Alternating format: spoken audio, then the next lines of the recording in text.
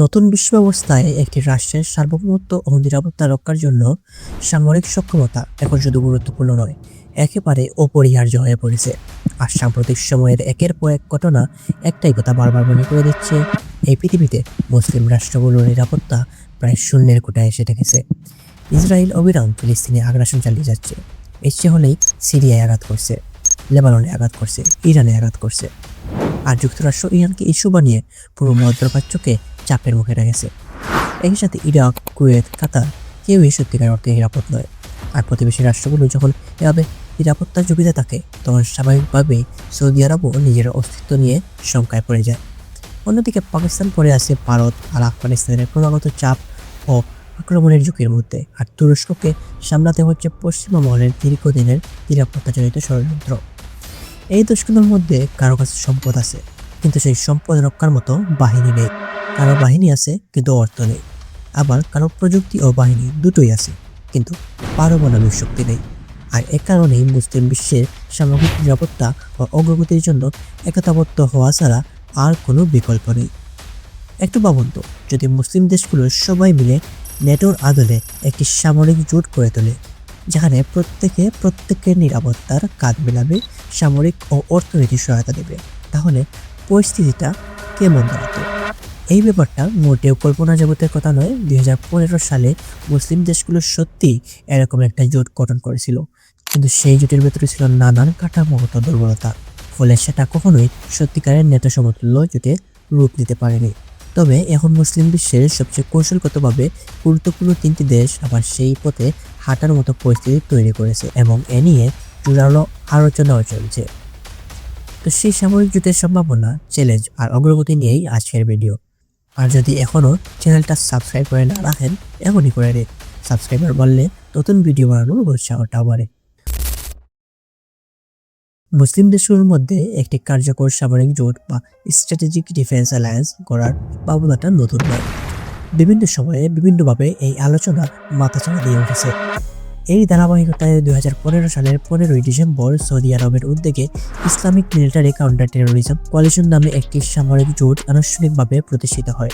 41টি মুসলিম দেশকে নিয়ে গড়া এই জোটের কমান্ডার পদে নিযুক্ত হন পাকিস্তানের সাবেক সেনাপ্রধান জেনারেল রাহিল শরীফ। আনুষ্ঠানিকভাবে এই জোটের মূল লক্ষ্য ছিল সন্ত্রাসবাদ দমন করা। আইএসআইএস ও আল কায়েদার মতো সংগঠনগুলো বৈশ্বিক নিরাপত্তার জন্য ভয়াবহ হুমকি হয়ে দাঁড়িয়েছিল।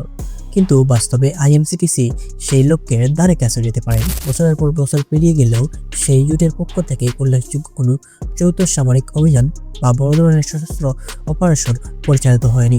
ফলে নামের মধ্যে মিলিটারি কোয়ালিশন থাকলেও বাস্তবে কোনো দৃশ্যমান সামরিক সক্রিয়তা চোখে পড়েনি। দেখুন, জোটটির মূল উদ্দেশ্যের দিকে তাকালে বোঝা যায় এটি মূলত পশ্চিমা স্বার্থের ছায়ায় পড়ে উঠেছিল। মুসলিম স্বার্থ রক্ষার প্রশ্নটা এই জোটের কাঠামোয় যতটা থাকা উচিত ছিল ততটা ছিল না। কারণ 2015 সালে সৌদি আরবের সাথে যুক্তরাষ্ট্রের সম্পর্ক ছিল অত্যন্ত নিবিড়, এখনো ভালোই আছে। তবে সাম্প্রতিক সময়ে সৌদিকে কখনো কখনো নিজস্ব পথে হাঁটতে দেখা যাচ্ছে, কিন্তু তখন সেই স্বাধীনতাটুকু ছিল না। এর পাশাপাশি বেশ কয়েকটি গুরুত্বপূর্ণ দেশ এই জোটে যোগ দেয়নি। বিশেষ করে ইরানের অনুপস্থিতির কারণে অনেকেই আইএমসিটিসিকে সার্বজনীন ইসলামী জোটের বদলে সৌদি নেতৃত্বাধীন একটি সুন্নি জোট হিসেবে দেখেছে। সব মিলিয়ে ঘোষিত উদ্দেশ্য এবং বাস্তব কার্যকারিতার মধ্যে বিস্তর ফারাক থাকায় আইএমসিটিসিকে কার্যত একটি ব্যর্থ সামরিক উদ্যোগ বলাই সঙ্গত। তবে এখন নতুন করে আরেকটি মুসলিম নেটো গঠনের বিষয়ে গুরুত্বের সাথে আলোচনা হচ্ছে। আগের বারের মতো বিশাল পরিসরে নয়, বরং মুসলিম বিশ্বের সবচেয়ে প্রভাবশালী তিনটি দেশকে কেন্দ্র রেখে এই প্রতিরক্ষা জোট করার প্রচেষ্টা চলছে।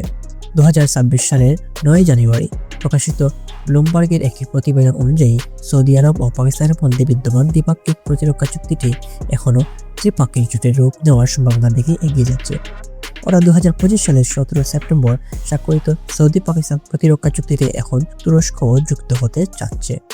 আর এ বিষয়ে তুরস্ক উচ্চ পর্যায়ের আলোচনাও চালিয়ে যাচ্ছে বলে জানা গেছে।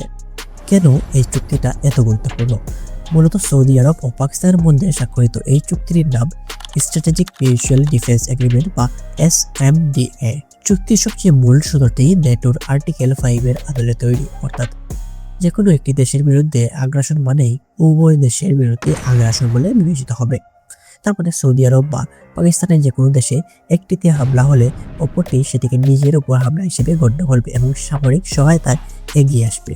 আর এই কাঠামোতেই তুরস্ক যুক্ত হতে আগ্রহী।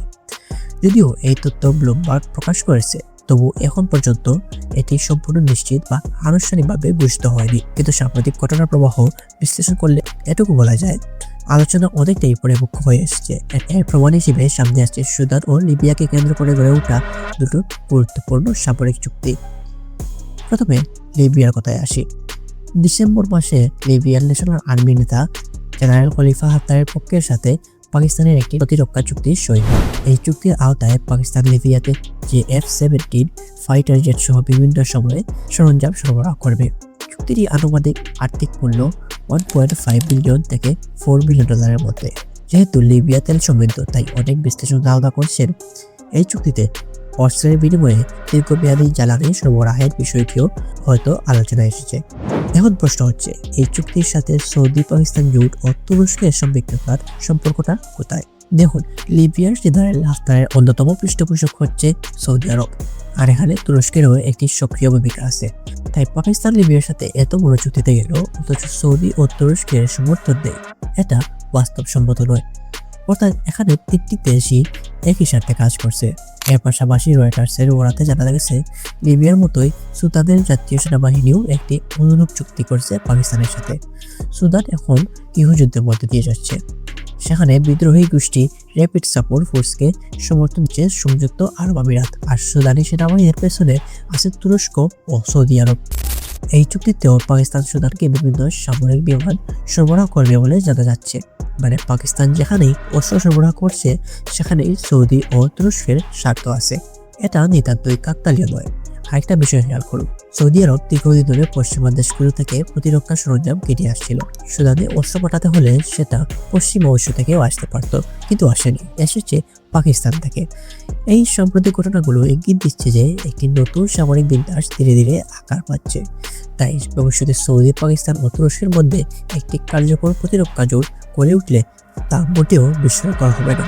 এমনিতেই তুরস্ক ও পাকিস্তানের মধ্যকার সামরিক ও কৌশলগত সম্পর্ক আগে থেকেই বেশ মজবুত, আর সৌদির সাথেও সম্পর্ক অতীতের যে কোনো সময়ের চেয়ে এগিয়ে আছে। জোট সংক্রান্ত এই পুরো প্রেক্ষাপটে বড় একটি মোড় আসে গত বছর, যখন ইসরায়েল কাতারে হামলা চালায়। এই হামলার মধ্য দিয়ে ইসরায়েল মূলত একটাই বার্তা দিয়েছে, মধ্যপ্রাচ্যে তারাই একমাত্র কর্তৃত্বশালী শক্তি এবং আন্তর্জাতিক আইন ভাঙলেও কেউ তাদের থামাতে পারবে না। অথচ কাতারে রয়েছে যুক্তরাষ্ট্রের সবচেয়ে বড় সামরিক ঘাঁটি। দেশটি দীর্ঘদিন ধরে মার্কিন ঘনিষ্ঠতাকেই নিজের নিরাপত্তার ডাল হিসেবে ব্যবহার করে এসেছিল। তবুও শেষ পর্যন্ত ইসরায়েলি হামলা ঠেকানো গেল না। এই ঘটনার পর সৌদি আরবের নীতিনির্ধারকদের মনে গভীর নিরাপত্তা উদ্বেগ তৈরি হয়। বিষয়টি স্পষ্ট হয়ে যায় যে কাতারের মতো দেশ যদি হামলার শিকার হতে পারে, তাহলে সৌদি আরব নিরাপদ নয়। এটা না ভাবার কোনো কারণ নেই। তার উপর ইসরায়েলের ধারাবাহিকভাবে আন্তর্জাতিক আইন লঙ্ঘন, অবৈধ ভূখণ্ড দখল এবং গ্রেটার ইসরায়েলের টাউনাল সৌদি নেতৃত্বের জন্য নতুন মাতামাতার কারণ হয়ে দাঁড়িয়েছে। আর ঠিক এই পরিপ্রেক্ষিতেই কাতার হামলার কিছুদিনের মধ্যে সৌদি আরব ও পাকিস্তানের মধ্যে সেই ঐতিহাসিক প্রতিরক্ষা চুক্তি স্বাক্ষরিত হয়, যেখানে এক দেশের উপর আক্রমণকে উভয় দেশের উপর আক্রমণ হিসেবে গণ্য করার সিদ্ধান্ত নেওয়া হয়েছে।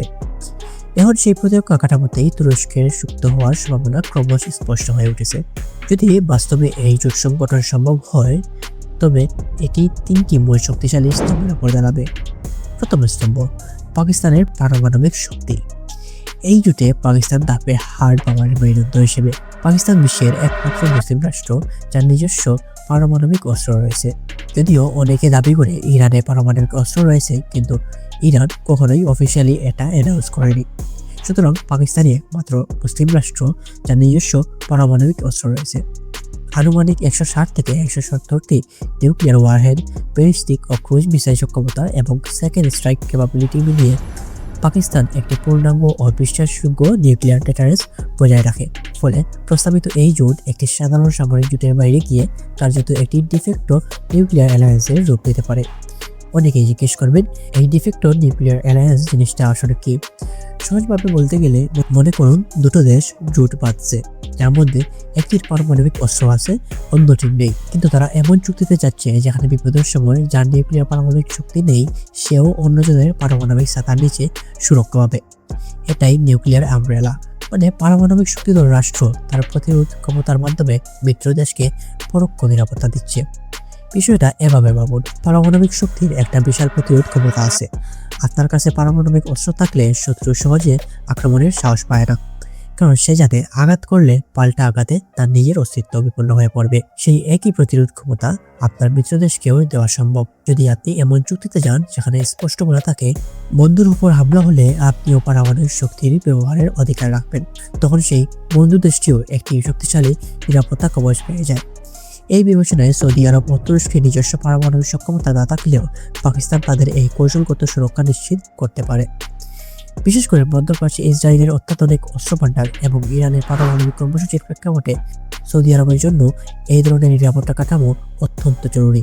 কারণ সৌদি আরবে কেউ হামলার কথা ভাবলে তাকে মাথায় রাখতে হবে যে পাল্টা জবাব শুধু সৌদিকে নয়, পাকিস্তান থেকেও আসবে। এছাড়াও প্রায় 6.5 লাখ সক্রিয় সেনা এবং বিশাল রিজার্ভ ফোর্স নিয়ে পাকিস্তান সেনাবাহিনী বিশ্বের সেরা সামরিক বাহিনীগুলোর একটি। ভারতের সাথে একাধিক যুদ্ধ, কাশ্মীর ও বেলুচিস্তানের দীর্ঘমেয়াদী সংঘাতের কারণে পাকিস্তান সেনাবাহিনীর বাস্তব রণক্ষেত্রের অভিজ্ঞতা তুলনামূলকভাবে অনেক বেশি।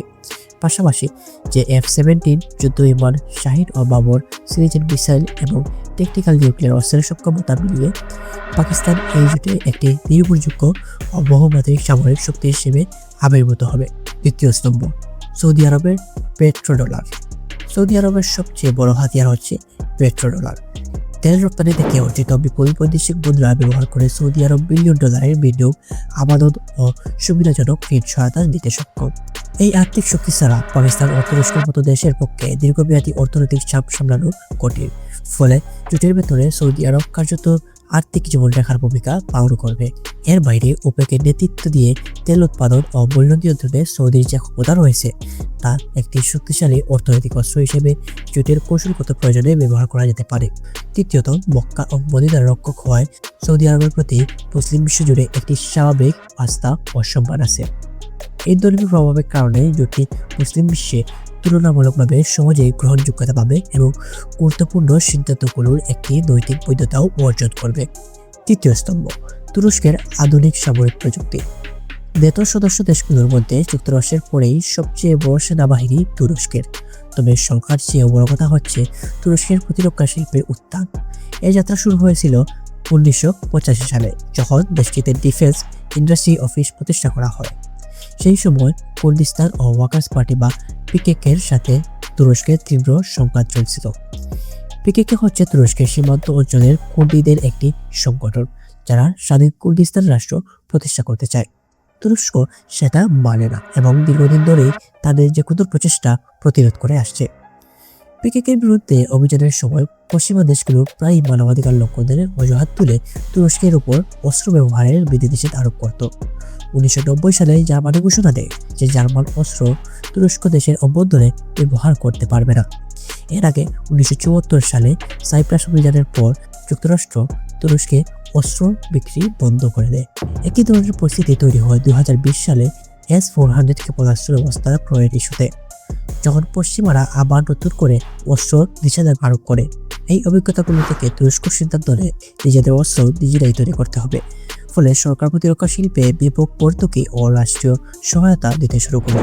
আজ তুরস্কের প্রায় 550-র বেশি প্রতিরক্ষা কোম্পানি সক্রিয়, যারা নানা ধরনের অস্ত্র ও সামরিক প্রযুক্তি উৎপাদন করছে। 2014 থেকে 2024 সালের মধ্যে তুরস্কের অস্ত্র উৎপাদন $1.9 বিলিয়ন থেকে বেড়ে $7.4 বিলিয়ন উন্নীত হয়েছে। বর্তমানে তুরস্ক বৈশ্বিক অস্ত্র রপ্তানিকারক দেশগুলোর মধ্যে 11তম অবস্থানে আছে এবং আন্তর্জাতিক অস্ত্র বাজারে প্রায় 1.7% তাদের দখলে। এখন প্রায় 178টি দেশে তুরস্ক অস্ত্র রপ্তানি করে। এর মধ্যে সবচেয়ে আলোচিত হচ্ছে বায়াক্তার সিরিজের ড্রোন প্রযুক্তি, নেটো মডেলের সামরিক সরঞ্জাম, যুদ্ধজাহাজ এবং পঞ্চম প্রজন্মের যুদ্ধ বিমান প্রকল্প কাঁধ। অর্থাৎ তুরস্কের সামরিক শিল্প এখন সত্যিকারের বিশ্বমানে পৌঁছেছে। আর এ কারণেই সৌদি আরব ও পাকিস্তান তুরস্কের ড্রোন প্রযুক্তি এবং যুদ্ধ বিমান প্রকল্পের অংশীদার হতে উৎসাহ দেখাচ্ছে। তো এই তিনটি স্তম্ভ মিলিয়ে বুঝতেই পারছেন এই জোটটা যদি সংগঠিত হয় তবে সেটি হবে একেবারে অনন্য ধরনের, কারণ তিনটি দেশের তিনটি ভিন্ন সক্ষমতা একসাথে কাজ করবে, তিনটি বিন্দু একই বিন্দুতে কেন্দ্রীভূত হবে। কিন্তু প্রশ্ন হলো এই দেশগুলো কেন একজোট হতে চাইবে? মূল রাজনীতিতে নিজের স্বার্থ ছাড়া একটি পাতাও ধরে না। এটা পাতায় রাখলে বোঝা যাবে প্রতিটি দেশেরই এখানে সুস্পষ্ট কারণ আছে। প্রথমেই আসা যাক সৌদি আরবের ক্ষেত্রে। সৌদি আরব মূলত তিনটি কারণে এই জোটে আগ্রহী। প্রথমত, ভিশন 2030 এর আওতায় নিজস্ব প্রতিরক্ষা শিল্প গড়ে তোলার পরিকল্পনা। এক্ষেত্রে তুরস্কের অভিজ্ঞতা ও পাকিস্তানের রক্ষণাক্ষেত্রের দক্ষতা সৌদির জন্য মূল্যবান সম্পদ। দ্বিতীয়ত, আমেরিকার উপর একক নির্ভরতা কমানো। মার্কিন নীতির অনিশ্চয়তা সৌদিকে বিকল্প নিরাপত্তা কাঠামো খুঁজতে বাধ্য করেছে। তৃতীয়ত, ইরানের মিসাইল ও প্রক্সি হুমকির বিপরীতে কার্যকর প্রতিরোধ করা। এই তিনটি বিষয়ের বাস্তব প্রতিফলন দেখা যায় 2023 সালের জুলাইয়ে সৌদি ও তুরস্কের মধ্যে $3 বিলিয়নেরও বেশি মূল্যের প্রতিরক্ষা চুক্তিতে, যা তুরস্কের ইতিহাসে সবচেয়ে বড় একক প্রতিরক্ষা রপ্তানি চুক্তি। 2025 সালের রিপোর্ট অনুযায়ী দুই দেশ আরও $6 বিলিয়ন একটি নতুন চুক্তি নিয়ে আলোচনা করছে। পাকিস্তানের জন্য এই জোট মূলত নিরাপত্তা ও অর্থনৈতিকভাবে টিকে থাকার প্রশ্ন। ভারতের সামরিক আধুনিকায়নের মোকাবিলায় পাকিস্তানের দরকার প্রযুক্তিগত উন্নয়ন, যেখানে তুরস্ক বড় ভূমিকা রাখতে পারে। সৌদির আর্থিক সহায়তা পাকিস্তানের অর্থনীতিকে টিকিয়ে রাখার জন্য জরুরি।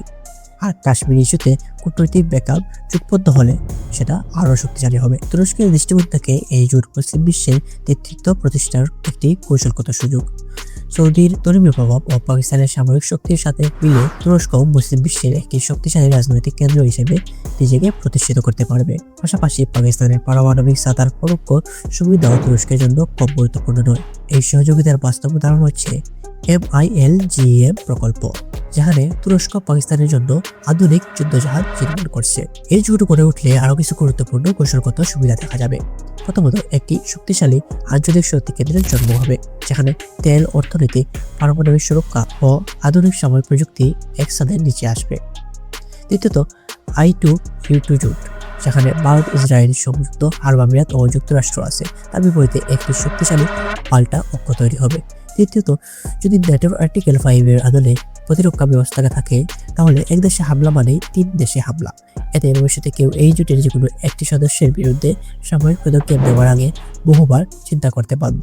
এই জোটের উদ্দেশ্য যুদ্ধ শুরু করা নয়, বরং যুদ্ধ শুরুর আগেই প্রতিপক্ষকে থামিয়ে দেওয়া। তবে সবচেয়ে বড় বিষয়, এই জোট গড়ে তোলা মোটেই সহজ নয়। সামনে রয়েছে বেশ কয়েকটি বড় চ্যালেঞ্জ। প্রথমত, নেতৃত্বের দ্বন্দ্ব। তুরস্কের প্রেসিডেন্ট এরদোগান ও সৌদির ক্রাউন প্রেসিডেন্ট মোহাম্মদ বিন সালমানের সম্পর্ক কখনোই পুরোপুরি নির্বিঘ্ন ছিল না। সাংবাদিক খাশোগি হত্যাকাণ্ডের পর তুরস্ক যেভাবে সৌদি নেতৃত্বকে আন্তর্জাতিক চাপে ফেলেছিল, তা দুই পক্ষের মধ্যে গভীর অবিশ্বাস তৈরি করেছে। সম্পর্ক কিছুটা উন্নত হলেও জোটের চূড়ান্ত সিদ্ধান্ত কার হাতে থাকবে, এই নীরব প্রতিযোগিতা ভবিষ্যতে সংকট তৈরি করতে পারে। তৃতীয়ত, ইরান প্রশ্নের পার্থক্য। সৌদি চায় জোটটি ইরানের বিরুদ্ধে একটি কৌশলগত বলয় হোক, কিন্তু পাকিস্তানের অবস্থা ভিন্ন। ইরানের সাথে তাদের দীর্ঘ সীমান্ত ও অভ্যন্তরীণ সংবেদনশীলতা রয়েছে, তাই পাকিস্তান প্রকাশ্যে ইরান বিরোধী কোনো অবস্থানে যেতে আগ্রহী নয়। তৃতীয়ত, অর্থনৈতিক সীমাবদ্ধতা। পাকিস্তান ও তুরস্ক উভয়ই বর্তমানে অর্থনৈতিক চাপে রয়েছে। দীর্ঘমেয়াদী সামরিক জোট পরিকল্পনার ব্যয় তারা একা বহন করতে পারবে না। ফলে জোটের কার্যকারিতা অনেকটাই নির্ভর করেছে সৌদি আরব কতটা অর্থায়ন করবে সেই অনিশ্চয়তার উপর। চতুর্থত, পশ্চিমা চাপ। তুরস্ক ন্যাটোর সদস্য হওয়ায় এ ধরনের সমান্তরাল সামরিক জোটকে ওয়াশিংটন ও ব্রাসেলস কতটা সহজভাবে নেবে তা নিশ্চিত নয়। S-400 ইস্যুতে যে চাপ এসেছিল, ভবিষ্যতেও একই ধরনের চাপ আসতে পারে। সব মিলিয়ে এই জোট কাগজ কলমে যতটা শক্তিশালী, বাস্তবে ততটাই জটিল। নেতৃত্বের দ্বন্দ্ব, ইরান প্রশ্নে মতভেদ, অর্থনৈতিক সীমাবদ্ধতা ও পশ্চিমা চাপ, এই 4টি বাধা পেরোতে না পারলে জোটটি উচ্চাকাঙ্ক্ষী ধারণা হয়েই থেকে যাবে। তবে এই ধারণাটা আসলে বাস্তবে রূপ দেবে কিনা সেটা নিয়ে আপনাদের মতামত কমেন্টে জানান। আর যদি এটা সত্যি হয়, তাহলে মুসলিম বিশ্বের জন্য এটা কতটুকু ইতিবাচক প্রভাব দিয়ে আসবে সেটাও বলুন। দেখা হচ্ছে আগামী ভিডিওতে।